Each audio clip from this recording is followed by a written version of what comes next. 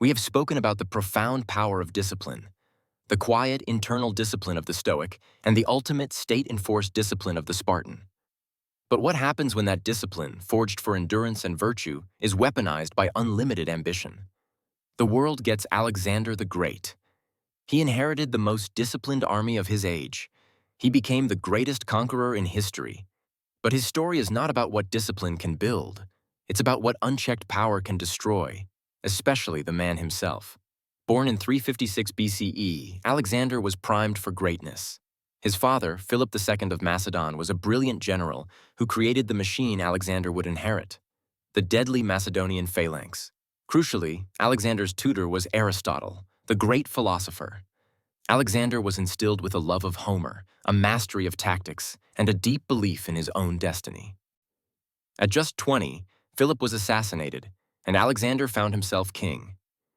His first acts were cruel, including crushing Greek revolts and securing his borders. His inheritance was twofold: a powerful army and a clear objective, to fulfill his father's plan and invade the massive Persian Empire led by Darius III. The odds were astronomical. The Persian Empire was vast, its wealth seemingly endless, but Alexander had the Macedonian phalanx, a highly trained force that valued obedience and precision. It was the Spartan focus on ultimate duty, applied to a massive offensive scale. In 3 iconic battles, Granicus, Issus, and Gaugamela, Alexander dismantled the Persian war machine. He wasn't just a general, he was a warrior leading from the front. But the true nature of his ambition was revealed not on the battlefield, but in Phrygia with the legendary Gordian Knot. The prophecy stated that the man who untied the impossible knot would become the ruler of Asia.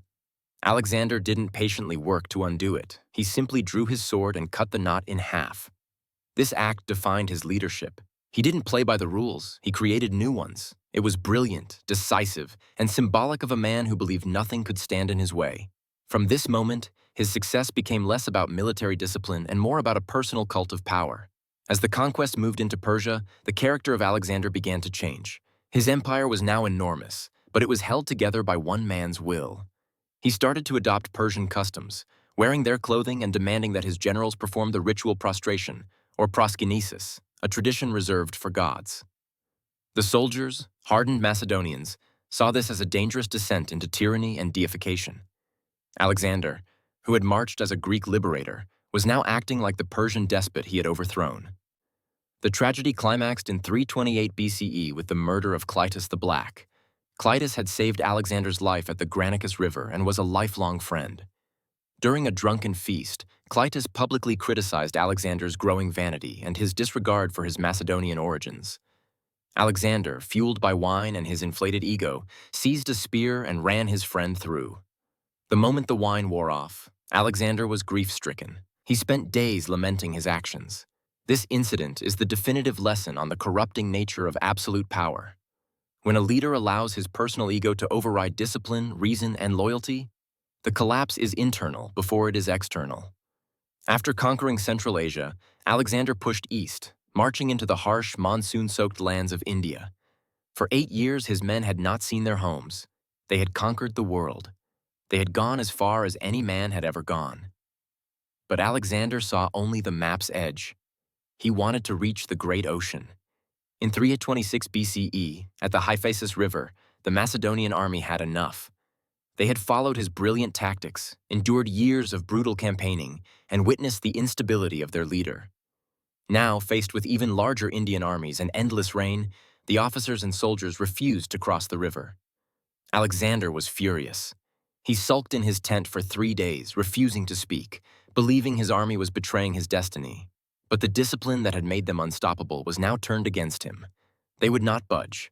For the first time, Alexander's ambition was checked, not by an enemy army, but by the limits of human endurance. He was finally forced to turn back. Alexander returned to Babylon in 323 BCE, planning his next great campaign, the conquest of Arabia. But the relentless drive had taken its toll. After a period of feasting and drinking, Alexander fell violently ill. Within days, at the age of just 32, the great conqueror was dead. The mystery of his death, was it fever, poison, or simple exhaustion, is less important than its consequence. He had conquered an empire of over 2 million square miles, but he had failed to conquer his own ego, and he had failed to build any sustainable political structure. His last words, allegedly when asked who should succeed him, were "to the strongest." This was not an answer. It was a curse. Without Alexander's personal will, his empire immediately dissolved into decades of devastating civil wars fought by his generals, the Diadochi. The magnificent empire, built in 13 years, fractured overnight. Alexander the Great is the anti-lesson to the Stoic. The Stoic seeks self-mastery as a shield against external hardship. Alexander used his discipline to achieve ultimate external glory, only to be destroyed by his own unexamined self. His story is a vital lesson for modern times. First, personal success without institutional sustainability is fleeting. A leader who rules through charisma alone, without building strong institutions or a stable succession plan, guarantees collapse. Second, the danger of the self-referential leader. When a leader believes their own legend and silences all dissenting voices, they lose their connection to reality, leading to moral and strategic failure. Alexander showed the world that even the most disciplined, charismatic, and powerful human being is subject to the limitations of mortality, the demands of reality, and the corrupting shadow of unchecked ambition. His empire died with him, proving that discipline must be in the service of stability and virtue, not just personal glory. The discipline to stop is sometimes the greatest discipline of all.